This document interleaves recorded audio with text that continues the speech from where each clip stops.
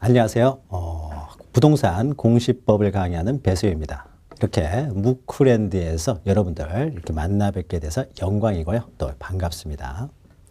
앞으로 1년간 여러분들이 이제 공시법에 대해서 저와 함께 공부를 해 나가실 텐데요.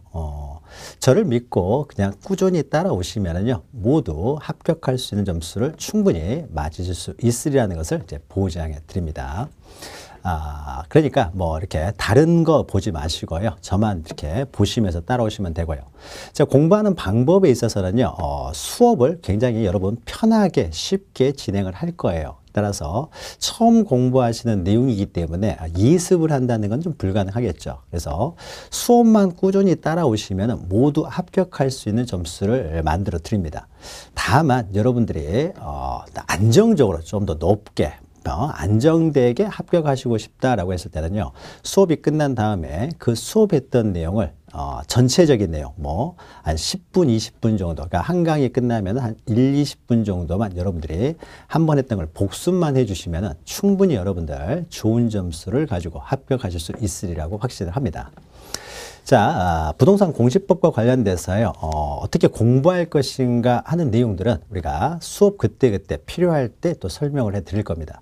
자, 오늘 이 시간은요, 첫 시간으로서 우리가 부동산 공시법을 하게 되는데, 이 공시법이란 무엇이고 또 어떻게 구성되어 있고 이것을 과연 우리가 1년간 어떻게 공부할 것인지, 준비할 것인지에 대해서 간단하게 이 1시간 동안을 이제 살펴보도록 하겠습니다. 자, 우리가 준비하고 있는 지금 이 시간은 어떻습니까? 부동산 공시법 시간이죠. 자, 그럼 먼저 부동산 공시법이 무엇인지에 대해서 한번 살펴보도록 하죠. 자, 우리가 부동산 그러면 어떻습니까? 보통 움직이지 않는 재산, 그래서 대표적인 것이 토지와 건물을 의미하는 거죠. 자, 그러면은 토지와 건물에 대한 사항을 이제 공시한다. 자, 이렇게 공시. 자, 공시라고 하는 것은요, 우리가 어떤 것을 알 수 있도록 이렇게 보여준다, 이런 의미입니다. 그래서 부동산을 공시한다는 것은 부동산을 보여준다라는 거죠. 자, 그러면은 부동산에 부동산에 도대체 어떤 것을 보여주느냐? 자, 이런 내용이 되겠죠. 자, 그러면은 부동산에 어떤 것을 보여주느냐? 보다 구체적으로는 그 부동산의 정보를 보여준다라는 걸 의미합니다. 그러니까 부동산을 공시한다는 것은 결국 이 토지나 건물에 대한 정보를 우리가 알 수 있도록 보여준다. 이것이 바로 부동산을 이제 공시한다라고 합니다. 자, 그러면은 토지와 건물에 대한 정보로는 이제 어떠한 것들이 있는지를 한번 살펴보도록 하죠. 자, 그러면 여기에요, 어떤 토지가 한 필지 있다고 해보죠. 토지는 대표적인 이제 부동산이 되는 거죠. 자, 그러면은 어떤 토지에 대한 정보로서요, 자, 가장 기본적인 정보. 자, 어떤 사람이 이 토지를 사려고 한다. 또는 여러분들이 나중에 공인중개사가 되신 다음에 어떤 토지를 중개하려고 한다라고 했을 때요, 그 특정한 토지에 대한 이제 정보로서 가장 기본적인 정보는 무엇이 있겠습니까? 이 토지가 도대체 어디에 있는 토지냐? 자, 이것이 가장 기본적인 정보가 되겠죠. 그래서 만약 어떤 토지가 있는데 이 토지는 자, 서울시 서초구 서초동에 있는 이제 토지다라고 하는 거죠. 어디에 있는 토지냐? 자, 이게 가장 기본적인 정보가 되겠죠. 도대체 이 토지는 어디에 있는 토지냐? 자, 그러면은 서울시 서초동에 있는 토지다라고 하게 되면요. 자, 그러면 일단 이 토지가 어디에 있느냐라고 하는 서초동, 그러니까 행정구역을 나타내는 거죠. 자, 그러면 그 토지가 서초동에 있다는 것은요, 우리가 행정구역, 이것은요, 다른 말로 이 토지가 어디에 있느냐라고 하는 그 토지의 이제 소재를 의미합니다. 소재. 자, 시골 같은 경우는 리가 될 것이고요, 도시 같은 경우는 이제 동이 되겠죠. 그러니까 행정구역을 말하는 거죠. 자, 어느 행정구역에 있느냐. 그래서 보통 소재 그러면요, 이제 동이나 이제 리. 도시는 동, 시골은 리가 되겠죠. 자, 소재가 어디에 있느냐, 이 기본적인 정보가 되겠죠. 자, 그러면은 이 토지에 대한 정보로서 또요, 서초동 안에는 여러 필지의 토지가 있는 거죠. 우리가 토지를 세는 단위를 우리가 필지라고 합니다.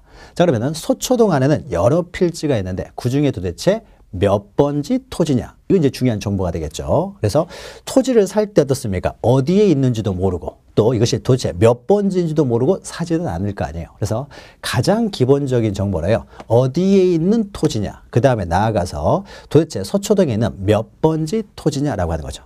그러면 이 토지가 서초동에 있는 100번지 토지다라고 하게 되면요. 이 토지에 붙어져 있는 번호 있죠. 번호. 이 토지의 번호. 이것을 우리는 지번 이렇게 표현합니다. 그러니까 토지의 번호다 해서 지번이 있겠죠. 지번. 그러니까 토지의 정보로는 소재가 있고 그다음 지번이 있는 거죠. 자, 그러면 서초동에 100번지 토지다라고 했을 때요. 자, 을이라는 사람이 뭐 살려고 합니다. 자, 그러면 살려고 할 때요. 어느 동에 있는 몇 번지냐 이것만 알고 그대로 살 수는 없는 것이죠.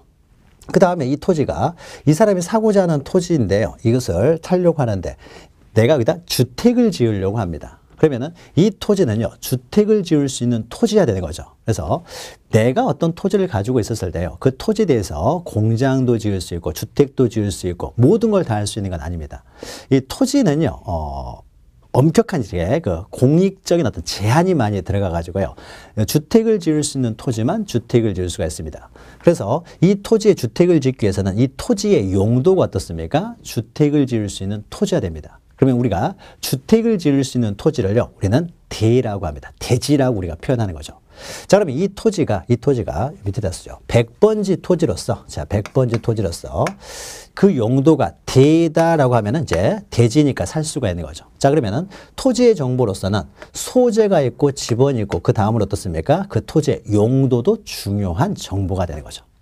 자, 그러면 토지의 용도는 다른 말로 표현하면 그 토지가 존재하는 목적 이렇게도 표현할 수 있겠죠. 그래서 토지가 존재하는 목적에서요. 그래서 우리는 지목 이렇게 표현합니다. 자, 지목이라고 하는 것은요. 그 토지의 용도를 말합니다. 용도. 자, 그러면은 어떤 사람이 이 토지를 살려고 하는데 자, 정보로서요. 이 토지가 100번지 토지로서 D더라. 그러면 이제 살만하겠다는 거죠. 자, 그러면 이것만 가지고 살려고 하는 사람이 바로 살 수는 없는 거죠. 그 다음에는 또 중요한 정보가 뭐가 있겠습니까? 면적이 어떻게 되냐죠. 면적. 자, 면적에 따라서 어떻습니까? 또 가격이 결정되는 거죠. 그러니까 이 토지의 면적이 얼마냐, 이거 중요한 거죠. 그래서 이 토지의 면적이 100평이다라고 했을 때요.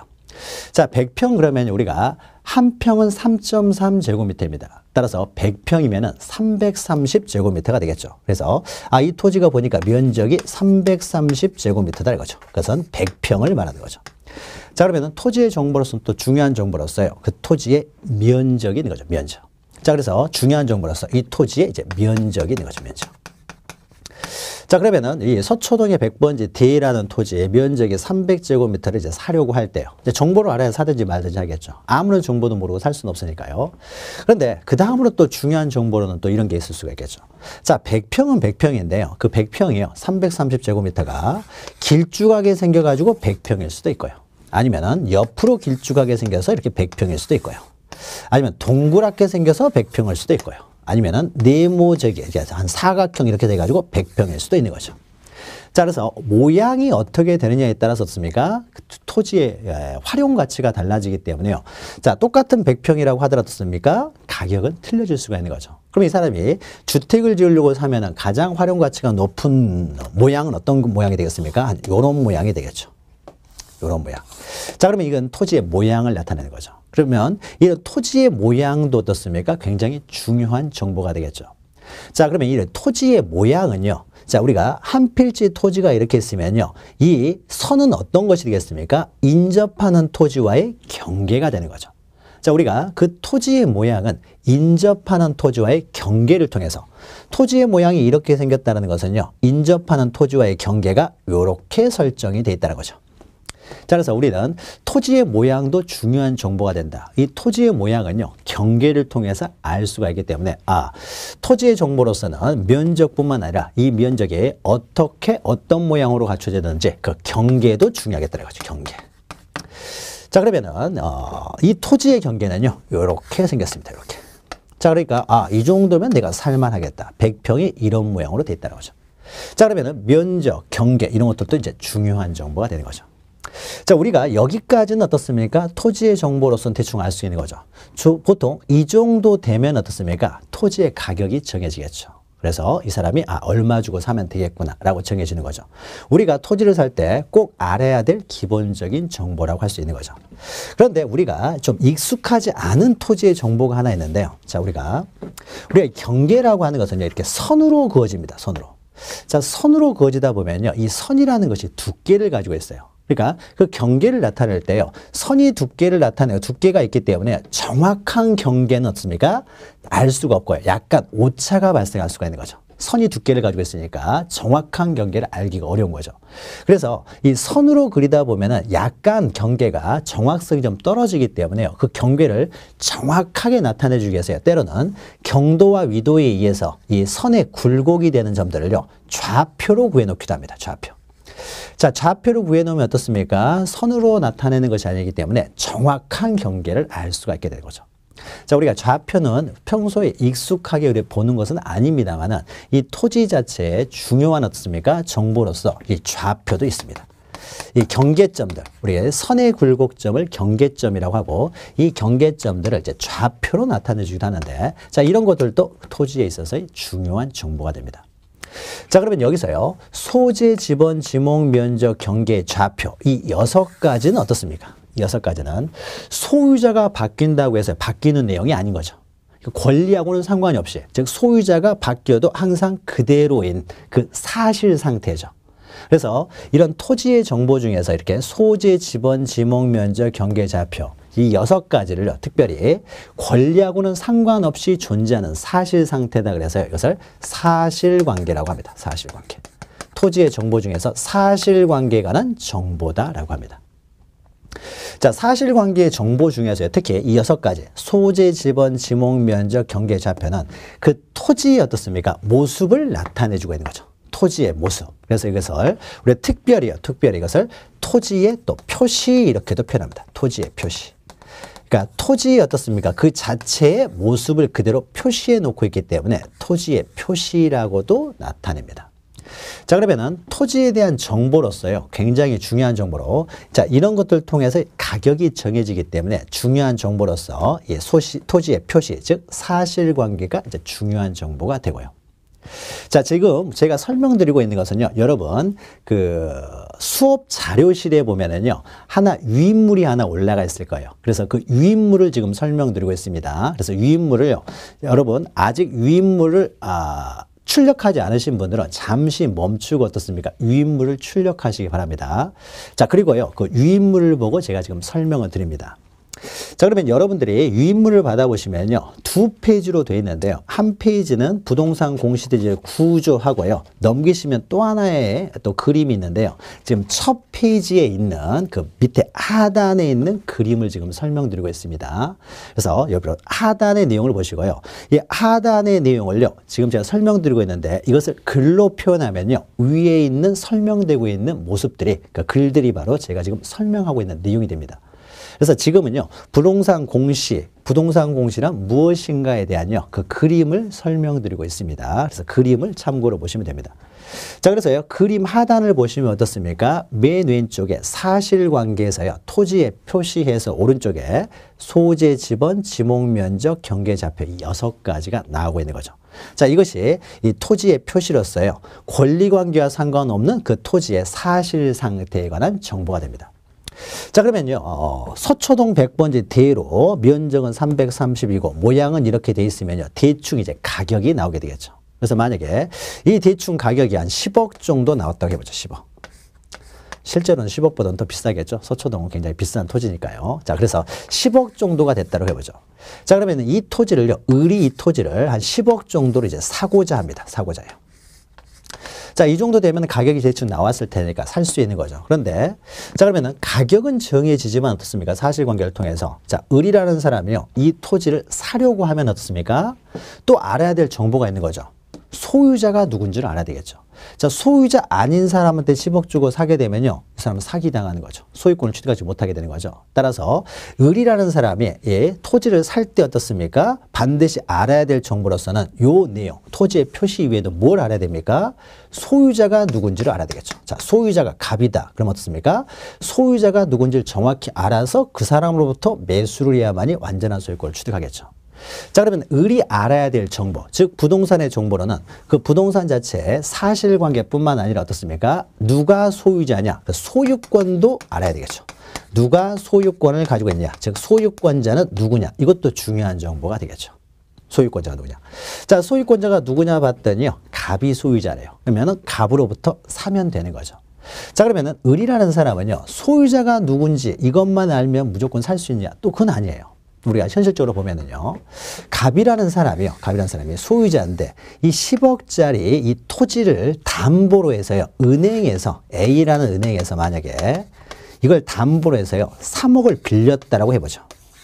자, 융자금이 있다는 거죠. 3억을 빌려가지고요, 3억 원에 대해서 저당권이 설정됐어요. 자, 부동산에 대한 담보권은 우리는 보통 이제 저당권이라고 하는 거죠. 자, 그러면은 갑이 10억을 담보로 해서 10억짜리 토지를 담보로 해서 어떻습니까? 3억 원을 은행에서 빌렸으면 우리가 살 때 어떻게 삽니까? 자, 10억 주고 다 샀을 경우에 갑이 3억 원을 A은행에 갚았어야 되는데 만약 A은행이 갚지 않으면 어떻습니까? A은행은 경매에서 들어와 버리는 거죠. 자, 경매를 막으려면요, 자기 돈으로라도 이걸 막아야 되겠죠. 3억을 갚아서 막을 수밖에 없습니다. 그러면 실질적으로요, 이 부동산은 10억임에도 불구하고 이 사람은 13억을 주고 사는 꼴이 되잖아요. 자, 그래서 보통 어떻습니까? 이런 3억 원의 융자금이 있으면요, 우리라는 사람은 어떻습니까? 내가 대신 3억 원을 갚기로 인수하면서 7억만 지급하는 게 일반적이죠. 10억을 다 지급해서 갑한테 A한테 돈 갚으라고 하면은요, 갑이 안 갚아버릴 수도 있기 때문에 그럴 때를 대비해서 이 3억 원 내가 직접 갚겠다. 그리고 이제 7억만 지급하겠다고 하는 거죠. 자, 그러면 안전하게 되는 거죠. 그래서 7억은 갑한테 주고 3억 원 내가 직접 갚아서요, 저당권을 소멸시켜버리면 어떻습니까? 10억을 주고 10억짜리 물건을 완전하게 소유권을 취득하게 되는 거죠. 자, 그러니까 을은 이 물건을 살 때 어떻습니까? 소유자가 누군지는만 알아서는 안 되고요. 혹시 그 부동산에 대해서 혹시 이런 저당권자가 있는지, 저당권. 부동산에 대한 담보권자가 있는지 이것도 좀 알아야 되겠죠. 또는 소유권 이외의 권리로서요, 뭐 주택을 산다라고 할 때 어떻습니까?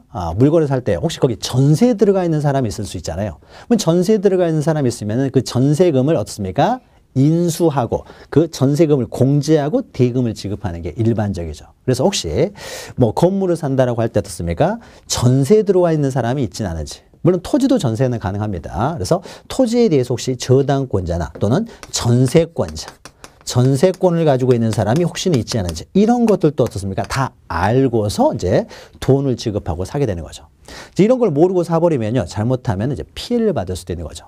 자, 그래서 을은 이 물건을 살 때 꼭 알아야 될 정보로서요, 토지의 사실관계뿐만 아니라 어떻습니까? 이런 권리, 누가 소유자고 누가 저당권을 가지고 있지 않은지, 누가 전세권을 가지고 있지 않은지 이런 등 해서요, 소유권이나 소유권 이외의 권리들, 이런 권리들에 대한 정보들도 알고 있어야 되겠죠. 자, 그러면은 이런 권리에 관한 정보, 이제 이건 뭐예요? 이 소재, 지번, 지목, 면적, 경계좌표는 권리하고는 상관없이 그 사실관계가 된 정보라고 한다면은 소유권자가 누구고 저당권자가 누구냐, 이것은 그 토지를 둘러싼 권리관계가 난 정보가 되겠죠. 권리관계가 됩니다. 그래서 우리가 왼쪽 하단에 보시면 어떻습니까? 이제 권리관계가 나오는 거죠. 자, 그러면 우리가 알아야 될 어떤 토지에 대해서 사고 팔 때, 살 때가 일반적으로 되겠죠. 살 때 우리가 꼭 알아야 될 정보로서는 토지의 사실관계와 이런 권리관계가 있다는 거죠. 그리고 여러분들이 이제 공인중개사가 되신 다음에요, 토지 거래를 중개하려면 어떻습니까? 매수인이 알아야 될 정보이기 때문에 여러분들이 나중에 매수인에게 알려줘야 될 정보이기도 하는 거죠. 그렇죠? 매수인이 아무것도 모르는 상태에서 토지 사러 오면 어떻습니까? 공인중개사 여러분들이 이런 것들을 다 설명을 해줘야 되는 거죠. 그러니까 공인중개사가 반드시 알아야 될 또 정보들이 되는 것이죠. 중개를 하기 위해서. 자, 그러면요, 전국의 모든 토지를 우리 공인중개사가 어떻습니까? 다 외우고 있을 수는 없잖아요. 그래서 자, 이런 것들을 전국에 있는 토지를 다 외울 수는 없기 때문에 국가에서 이런 사실관계와 권리관계를요, 장부를 통해서 공시를 해주고 있어요. 즉 부동산에 관한 정보를 장부를 통해서 공시를 해주고 있다는 거죠. 그러니까 우리들은 그 장부만 볼 줄 알면 됩니다. 자, 그러면요, 이 사실관계와 권리관계를 자 어떻게 그러면 공시를 하고 있느냐 했을 때 이 사실관계, 즉 토지의 표시에 대한 사항은요, 토지의 표시에 대한 사항은 이 지적공부라는 게 있습니다. 지적공부. 우리가 지적공부 그러면은요, 토지에 대한, 자, 적이라고 하는 것은요, 정보를 말합니다. 우리가 인적사항 그러면요, 사람에 대한 정보, 그러면 지적사항 그러면은 토지에 대한 정보를 말해요. 그래서 토지에 대한 정보가 기록되어 있는 공적인 장부다 해서 지적공부라고 합니다. 그런데 지적 공부라고 이름이 붙여져 있는 어떤 장부는 없고요. 우리가 보통 토지대장, 또 임야대장, 지적도, 임야도, 자 이런 것들을요 다 합쳐가지고 우리는 지적 공부라고 합니다. 그러니까 토지대장 이런 것들을 우리는 지적 공부라고 한다는 거죠. 자 그러면 토지의 표시 사실관계는요 이런 지적 공부, 즉 토지대장 등과 같은 지적 공부를 통해서 공시를 합니다. 공시를 해요. 자 그런데 이 권리관계는요, 권리관계는 지적 공부를 통해서 공시하는 것이 아니라요, 이 권리관계를 공시하는 장부로는요 또 등기부라는 것이 있습니다. 등기부라는 장부를 통해서 공시를 합니다. 공시를 해요. 자 그러면 동일한 토지에 대한 정보인데 왜 토지의 표시, 즉 사실관계는 지적 공부를 통해서 공시하고, 자 권리관계는 또 등기부를 통해서 공시해서 우리가 두 가지를 다 알려고 하면 따로따로 다 찾아보도록 이렇게 힘들게 만드느냐. 자 이것은 자 이를 장부들에는 어떻습니까? 정확한 내용이 기록이 돼 있어야 되겠죠. 정확한 내용이 기록돼 있어야 어떻습니까? 혼란이 안 생기게 되겠죠. 자 그러면은요 이 권리관계에 대해서는요, 권리관계에 대해서 최종적으로 판단할 수 있는 기관, 그곳에서 기록을 해야 정확하게 되겠죠. 자 그러면은 권리관계에 대해서는 최종적인 판단은 어디서 합니까? 법원에서 하는 거죠. 법원. 그래서 법원에서 만약에 등기부를 관리하게 되면 어떻습니까? 권리에 관한 사항이 정확하게 기록되겠죠. 권리에 관한 사항을 판단할 수 없는 기관에서 만약에 관리하다 보면요 틀리게 기록될 수가 있기 때문에 권리에 관한 사항은 법원에서 결정하기 때문에 이 법원에서 관리하는 것이 정확하게 되어서요 등기부는 법원에서 관리를 합니다. 그러니까 법원에서 작성을 해야 정확하게 기록된다는 거죠. 자 그래서 등기부는 법원에서 기록을 합니다. 근데 법원이라고 하는 것은요 재판하느라 바쁘잖아요. 자 그래서요 이런 권리관계를 기록하는 등기부를 관리하는 기관으로서 법원 산하기관으로서요 등기관을 따로 두고 있습니다. 등기관. 자 등기관은요 법원 산하기관입니다. 그래서 등기 업무만을 전문적으로 하도록 등기관을 두고요 등기관이 관리하게 합니다. 그러면은 등기관은 법원 산하기관이니까 등기관이 관리를 하면 정확하게 관리가 되겠죠. 자 그러면요, 자 그러면 등기부를 두는 이유는 뭘까요? 등기부. 우리 앞으로 이제 공부할 내용인데요. 우리가 지금 오리엔테이션을 통해서 공시 구조를 지금 전체적으로 알아보고 있는데 이런 단어들이요 나중에 또 연결돼서 나오기 때문에 지금 큰 어떤 흐름을 잘 기억하셔야 돼요. 자 등기부를 두는 이유는요 바로 이런 겁니다. 만약에 등기부를 통해서 누가 소유자인지 공시가 안 되고 있으면요 을이라는 사람이 이 물건을 사고 싶을 때 어떻습니까? 소유자가 누군지를 다 찾아다녀야 돼요. 찾아다녀가지고 소유자를 찾아야 돼요. 그러니까 어떻습니까? 그만큼 신속한 거래가 늦어질 수밖에 없고요. 또 소유자라고 찾았는데 이 사람이 소유자가 아니면 어떻게 됩니까? 거래의 안전이 다 깨질 수가 있는 거죠. 그래서 우리가 등기부를 두는 이유는요. 거래의 안전과 신속을 위해서 누가 소유자인지 공시를 함으로써 빨리빨리 거래가 되고 또 그 거래가 안정되도록 하기 위해서요. 등기부를 두고 있습니다. 그러니까 등기부를 두는 이유는요. 이거죠. 거래의 안전과 안정과 어떤 신속을 위해서 만들어 놓고 있어요. 거래의 안전과 신속을 통해서. 자, 거래의 안전과 신속을 위해서 만들어 놓습니다. 그래서 권리관계를 정확하게 기록함으로써 거래의 안전과 신속을 꾀하고 있다는 거죠. 자, 그러면 우리가 또 하나의 장부는 지적공부가 있는데, 자, 지적공부는 그럼 왜 만들었을까요? 지적공부는. 자, 이것은 거래 안정과 신속 때문에 만드는 것이 아니라요. 거래 안정과 신속을 만드는 것이 아니라 국가에서요. 세금을 거두려고 합니다. 국가에서 세금. 자, 세금을 거두려고 하면 어떻습니까? 각 토지의 면적이 어떻게 되고 그 다음에 용도가 어떻게 되고 거기에 따라서 어떻습니까? 세금이 틀려질 거 아니에요. 그래서 세금을 걷기 위해서 지적공부를 만든 거예요. 그러니까 지적공부는 국가가 자기 필요에 의해서 어떻습니까? 과세를 하기 위해서 만들었다는 거죠. 과세. 토지에 대한 정보를 알아야 어떻습니까? 구체적으로 과세를 할 수 있을 거 아니에요. 그러니까 이것은 거래 안전 신속보다는요. 과세 때문에 만들었어요.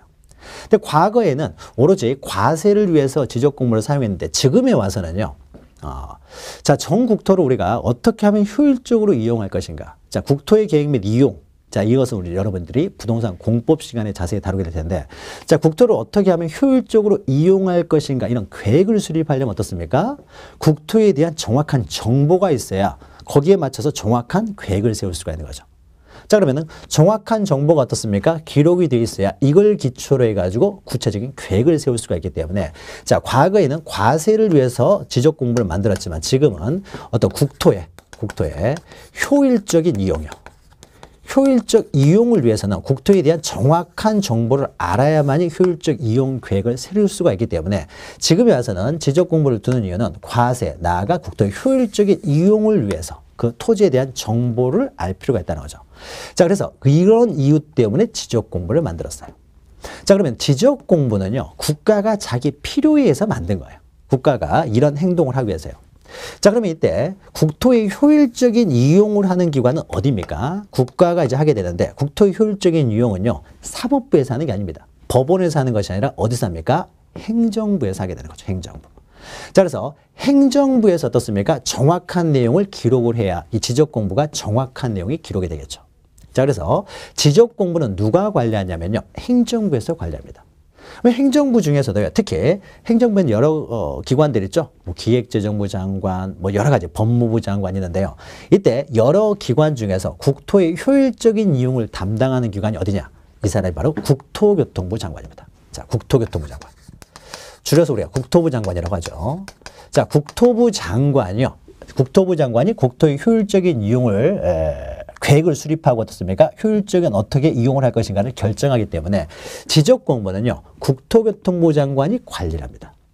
그런데 국토교통부 장관이요, 전국의 토지에 대해서 어떻습니까? 이걸 다 관리하다 보면은 국토교통부 장관도 이제 바빠 죽겠는데 전국의 토지에 대해서 이런 거 하나하나를 다 기록하려고 하다 보면요, 시간이 없다는 거죠. 너무 잔일까지 너무 많아지는 거죠. 그래서 전국의 모든 토지의 이런 정보들을요, 국토교통부 장관이 앉아서 혼자서 다 관리하기 힘들기 때문에 자기가 해야 될 일을요, 이 사람이 시도지사한테 위임을 합니다. 그래서 너희 시, 너희 도에 있는 것들은 너희들이 좀 관리해 달라고 해요. 시도지사한테 위임을 해요. 그래서 시도지사가 이제 관리를 해야 되는데 시나 도도 굉장히 넓습니다. 넓기 때문에 그 시, 그 도에 있는 것을 시도지사가 전부 다 관리하기가 또 힘들다는 거죠. 자, 그래서 다시 이 시도지사가요, 그 밑에 있는 시장군수구청장, 자기보다 하위 기관이 되겠죠. 시장군수구청장에게 다시 맡깁니다. 그래서 너희 시, 너희 구, 너희 군에 있는 것들은 너희들이 좀 해달라고 하는 거죠. 그래서 시장군수구청, 국토교통부 장관이 해야 될 일을 시도지사한테 맡기고 시도지사가 다시 어떻습니까? 시장군수구청장에게 맡겨가지고요. 실질적으로 이 지적 공부는요, 시장군수구청장이 관리를 하게 됩니다.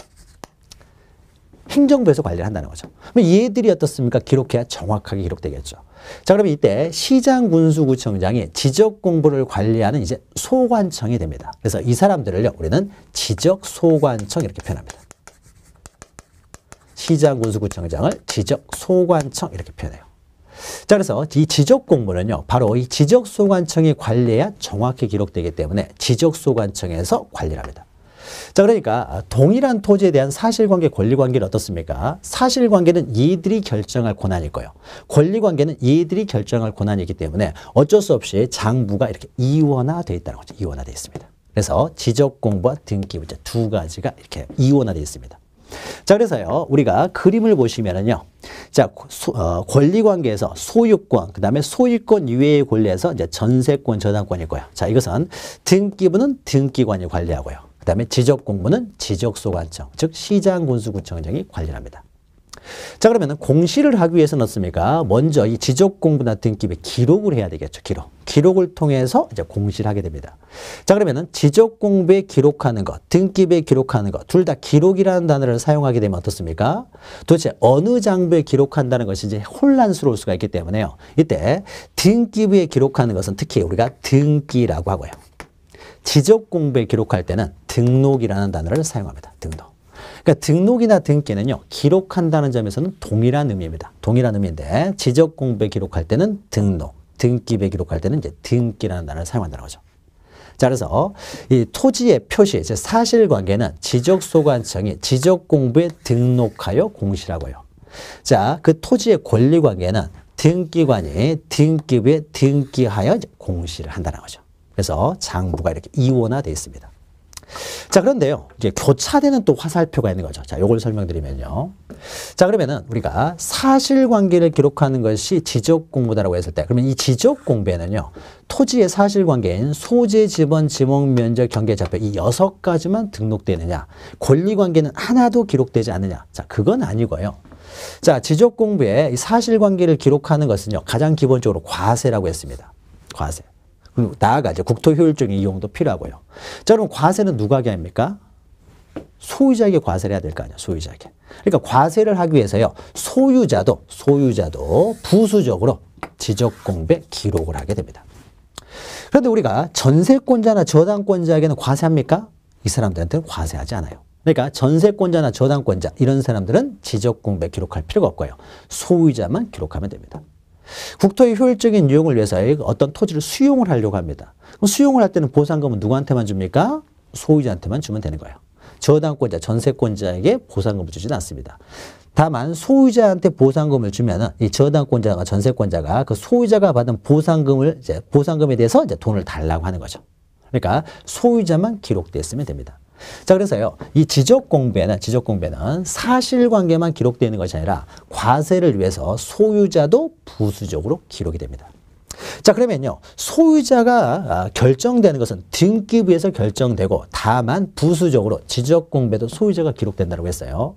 자, 그러면요, 만약에 동일한 토지에 대한 정보인데 지적공부, 등기부 이원화돼 있고요. 소유자는 등기부에도 기록되고 지적공배도 기록되다 보니까 보통 일치가 돼야 되겠죠. 일치가 되는 게 일반적인데 불일치가 되는 경우도 있어요. 예를 들면 등기부에는 소유자가 을로 돼 있습니다. 그런데 지적공배는 갑으로 돼 있어요. 불일치가 있다는 거죠.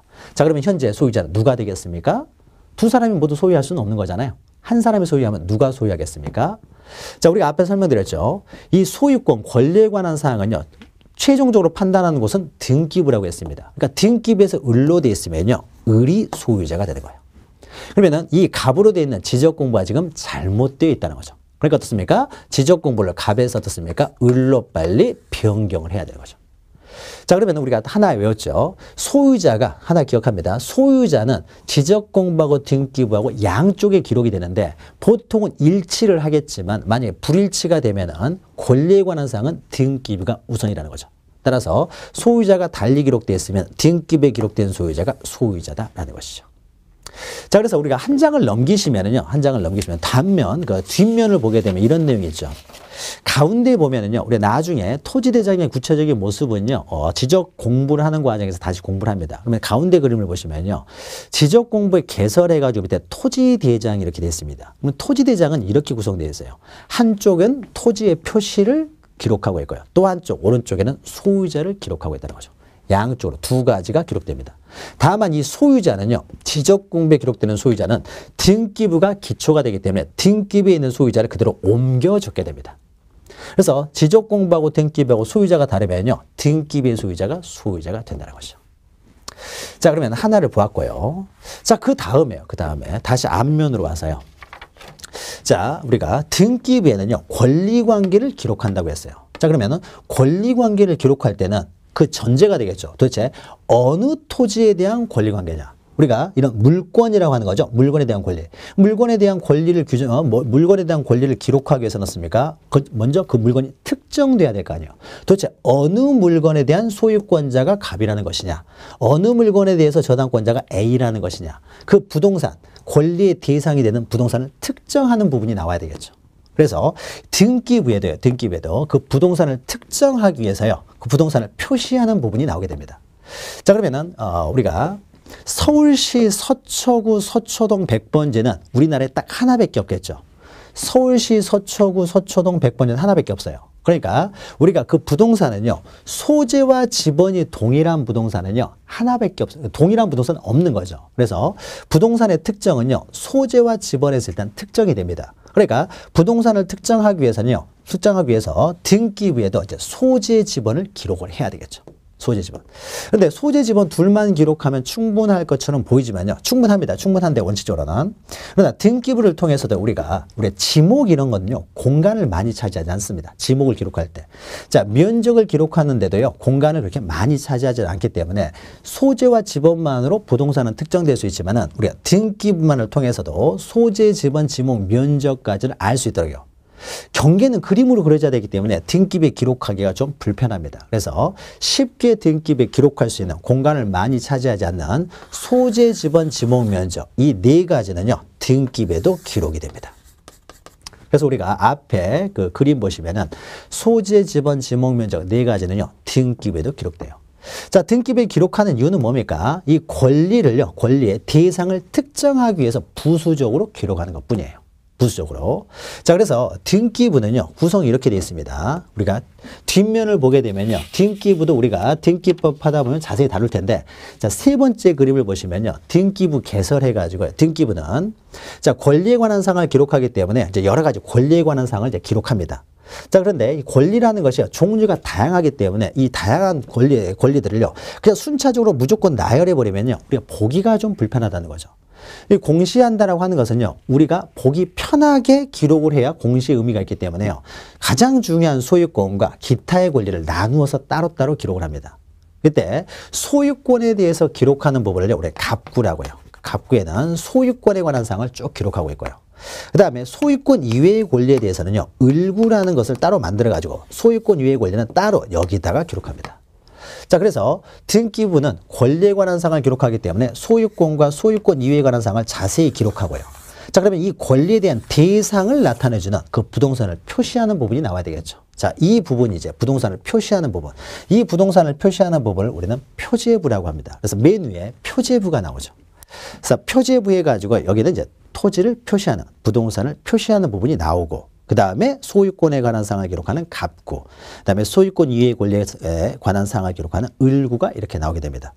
자, 그러면요, 등기부에도 어떻습니까? 권리에 관한 사항만 기록되는 것이 아니라, 토지의 표시인 소재, 지번, 지목, 면적 이 네 가지도 함께 기록되는구나라는 거죠. 자, 그런데 소재, 지번, 지목, 면적은요, 지적 공부에 의해서 결정이 됩니다. 여기서 결정이 되고요. 등기부에 기록되는 소재, 지번, 지목, 면적은 이 권리의 대상을 특정하기 위해서 부수적으로 기록되는 거예요. 자, 그러면은 소재, 지번, 지목, 면적은 지적 공부에도 기록되고 등기부에도 기록되고 양쪽으로 기록되는 거죠. 그럼 여기서 지목은 하나일 텐데요. 지적 공부하고 등기부하고 지목이 틀리게 기록돼 버릴 수도 있는 거죠. 예를 들면은 지적 공부에는요, 과수원으로 되어 있어요. 그런데 등기부에는 이 지목이요, 전으로 되어 있습니다. 전. 우리가 과수원은 과로 쓰고요, 밭이다 그러면 전으로 표현을 합니다. 그러면 여기에 지적 공부에는 지목이 과수원으로 되어 있는데 여기는 전으로 되어 있습니다. 그럼 이 토지의 지목은 과수원이 되겠습니까? 전이 되겠습니까? 자, 토지의 표시는 지적 공부에서 결정이 됩니다. 그러니까 지적 공부에 과수원으로 되어 있으면 과수원이 맞는 거예요. 그러면은 이 등기부에 나와 있는 전으로 되어 있는 지목은 어떻습니까? 이것은 지금 잘못되는 거예요. 잘못되는 거예요. 자, 불일치가 생기게 되면 어떻습니까? 토지의 표시에 불일치가 생기면 이것은 지적 공부가 우선이라는 거죠. 따라서 어떻습니까? 전을 빨리 과수원으로 고쳐야 되는 거죠. 자, 우리가 앞에서요, 토지의 그 소유자가 불일치되면 소유자는 등기부가 우선이다. 권리에 관한 사항은 등기부가 우선이 된다. 그러나 사실관계, 토지의 표시에 관한 사항은 불일치가 있게 되면 지적 공부가 우선이 된다는 거죠. 우선이 된다. 자, 이거 우리가 공시법을 하다 보면 자주 나오는 것이기 때문에 이걸 한번 정리할 수가 있는 거죠.